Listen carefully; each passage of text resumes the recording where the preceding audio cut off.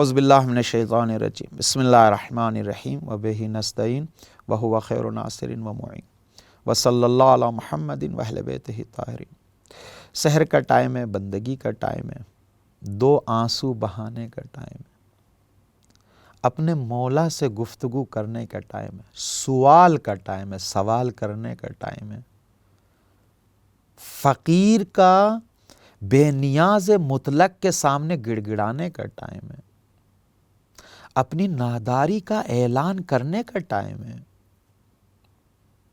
دیکھیے میری بات سنیے، آپ کسی بادشاہ کے سامنے، کسی سرمایہ دار کے سامنے اگر سوال کریں اور اس کے سامنے یہ بولیں کہ میرے پاس کچھ ہے کچھ نہیں ہے وہ آپ مجھے دے دیجیے، جتنا آپ اپنی دارائی کے بارے میں بولیں گے اتنا ہی وہ آپ کو کم دے گا۔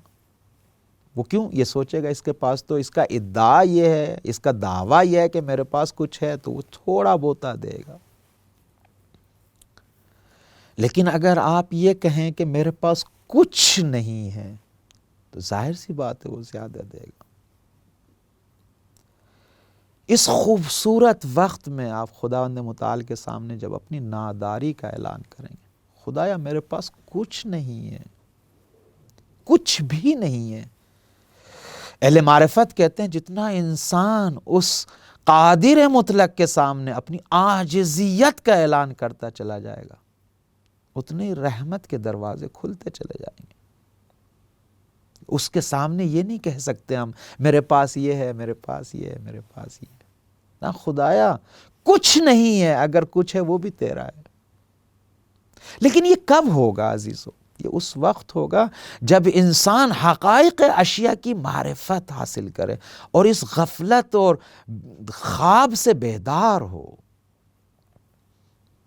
پوری زندگی ہماری خواب میں گزر جا رہی ہے، ہمارے وظیفے کیا ہیں، ہماری ذمہ داری کیا ہے، ہمیں کرنا کیا ہے، دوسرا قدم کیسے اٹھانا ہے، ہمیں بولنا کیسے ہے۔ کل کے جلسے میں نے یہی عرض کیا کہ انسان اگر غفلت میں مبتلا ہو اور اپنی حقیقت کو، آپ انصاف سے بتائیے، جب روایت اور حدیث اور دین یہ کہتا ہے اور عقل بھی یہی کہتی ہے، جو انسان اپنی حقیقت کو نہیں پہچانتا وہ کسی چیز کو نہیں پہچانتا۔ جب وہ کسی چیز کو نہیں پہچانتا تو اب وہ اس کو کیسے معلوم ہے کہ میں جہاں جا رہا ہوں وہ آگ کی جگہ ہے، میں جو کام کر رہا ہوں وہ ظلم کی جگہ ہے، یہ مجھے نہیں کرنا چاہیے تھا، یہ جو میں کھا رہا ہوں وہ آگ کھا رہا ہوں، یا نہ واقعاً جو میں سیکھ رہا ہوں وہ صحیح نہیں سیکھ رہا ہوں، یا واقعاً جیسے میں بول رہا ہوں وہ صحیح نہیں بول رہا ہوں۔ کیونکہ روایت میں کہ جو اپنی حقیقت کو نہیں پہچانتا وہ کسی چیز کو نہیں پہچانتا، حقیقت کو نہیں، اس کو نہیں معلوم کہ یہ کیل ہے یا شیشہ ہے، اس کو نہیں پتہ یہ آگ ہے یا نور ہے۔ کیوں؟ اس لیے کہ غفلت میں مبتلا ہے، نہیں پتہ ہے کہ یہ بجلی ہے یا کچھ اور ہے، قتل کر دے گی، مار ڈالے گی۔ چونکہ انسان جب تک حقائق کو نہیں پہچانے گا، چیزوں کی معرفت حاصل نہیں کرے گا، تب تک اپنی نجات کے اسباب کو فراہم نہیں کر سکتا۔ پوری تاریخ کو آپ اٹھا کے دیکھ لیجئے، پوری تاریخ میں جو مسائل ہوئے ہیں سب غفلت کی وجہ سے ہوئے ہیں۔ اور جس ماہ مبارک میں آپ سانسیں گزار رہے ہیں، آپ روزانہ کی دعا پہ توجہ کیجئے، روزانہ کی دعا پہ پہلی دعا کی طرف توجہ کریں، کیا ہے؟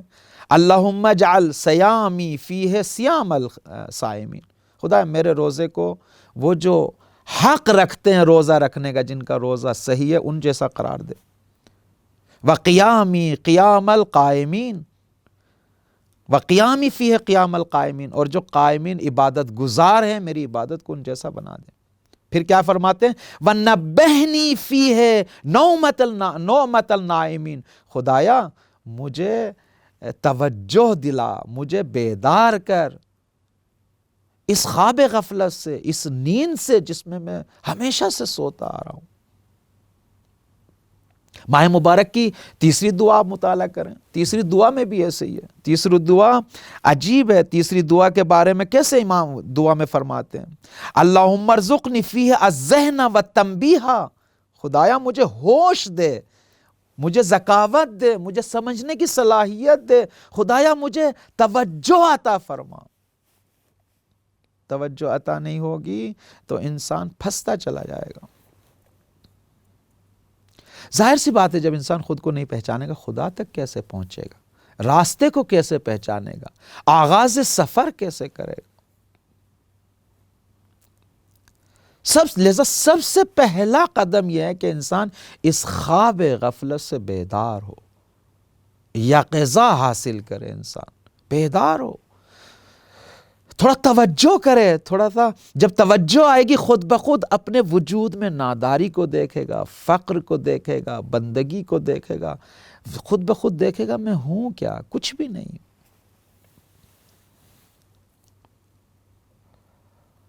ظاہر سی بات ہے، جو خود کو نہیں پہچانے گا وہ اپنے خالق کو نہیں پہچان سکتا۔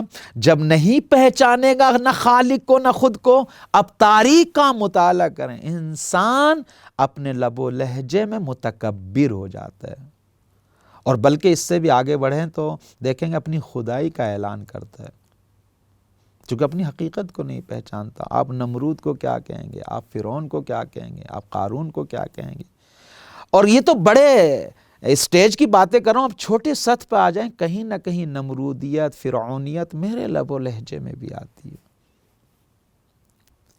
اور یہ سب پلٹتا ہے میری خود کے بارے میں معرفت کا نہ ہونا، اپنی حقیقت کو نہ پہچاننا۔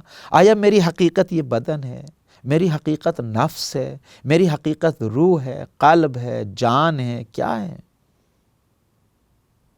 میری حقیقت جب تک نہیں پہچانوں گا تو اس کے تقاضے کیا ہیں، اس کو میں پورا کیسے کروں گا، کس راہ پہ چلوں، سعادت ہے، کمال کو کیسے پہچانوں گا اپنے لیے، یہ چیز میرے لیے کمال ہے، یہ چیز میرے لیے نقص ہے، یہ چیز مجھے میرے مالک سے نزدیک کرتی ہے، یہ چیز مجھے میرے مالک سے دور کرتی ہے، کیسے پہچانوں گا، کیسے؟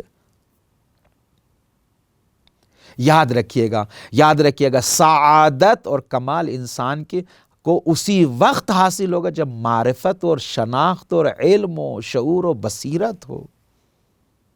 اگر انسان اندھیرے میں ایسے ہی بغیر معرفت کے قدم اٹھائے گا، ظاہر سی بات ہے شقاوتیں اس کو گھیر لیں گی، گمراہییں اس کو گھیر لیں گی۔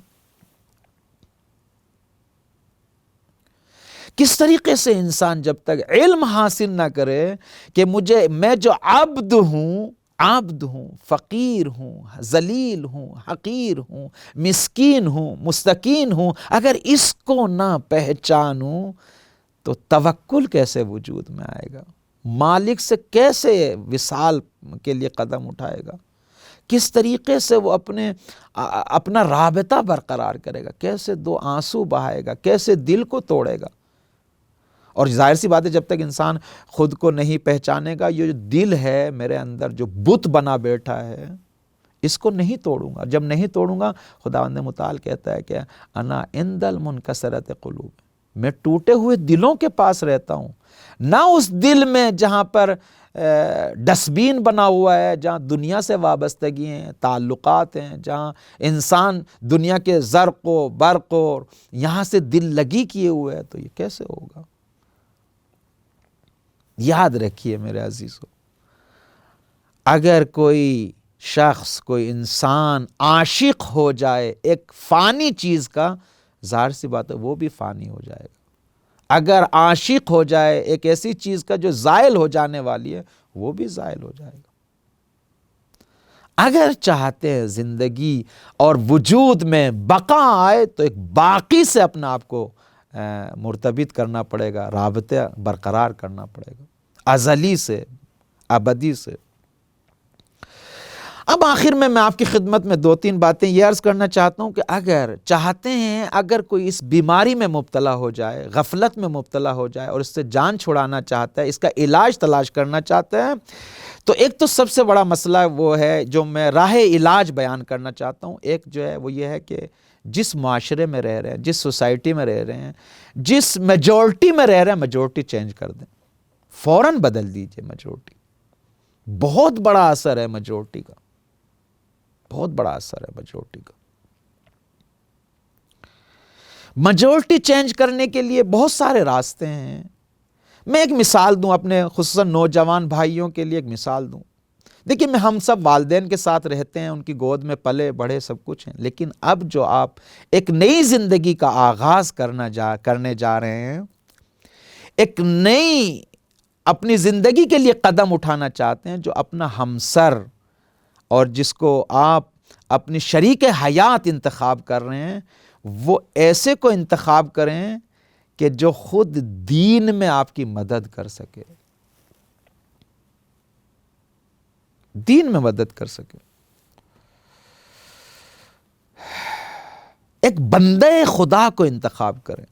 اب وہ جب آئے گے آپ کی زندگی میں، وہ آپ کو زبان سے نہیں کہیں گے، ایک دوسرے کی مدد کریں گے۔ آپ کس طریقے سے؟ اب وہ آپ کو صبح اٹھائیں گے نہیں، رات کو اٹھائیں گے نہیں، جب آپ کی آنکھ کھلے گی تو پتہ چلا دوسرے روم میں دوسری جگہ پر اس کے گڑ گڑانے کی آواز آ رہی ہے، آپ کو آہستہ آہستہ اس غفلت سے بیدار ہونے کا موقع ملے گا۔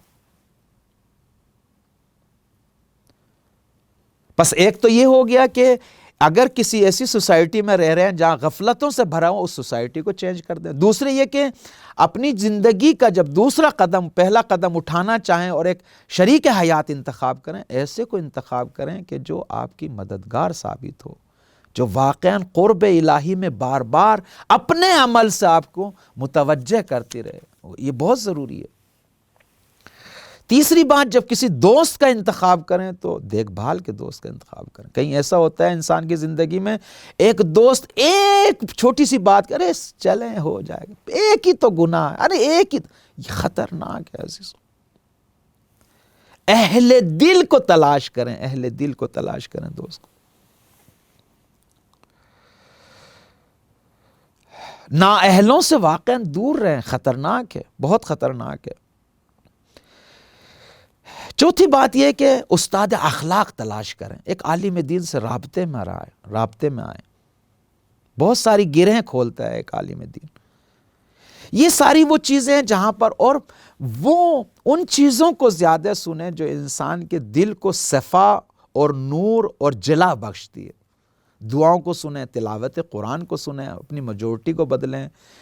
لہذا اسی وقت آپ تھوڑا تھوڑا آپ کو تھوڑا تھوڑا بیداری، آپ کو تھوڑا تھوڑا توجہ حاصل ہوگی۔ لہذا انشاءاللہ امید کرتا ہوں، خداوند متعال سے دعا بھی کرتا ہوں، ان پاکیزہ ایام، مبارک ایام، خاص کر اس سحر کے وقت میں خداوند متعال خاص توفیق سے ہمیں نوازے، تاکہ ہم اپنے وظائف، اپنی ذمہ داریاں، اپنی حقیقت کی طرف متوجہ ہو سکیں اور خداوند متعال کا خالص و مقرب بندہ بن سکیں۔ والسلام علیکم ورحمۃ اللہ وبرکاتہ۔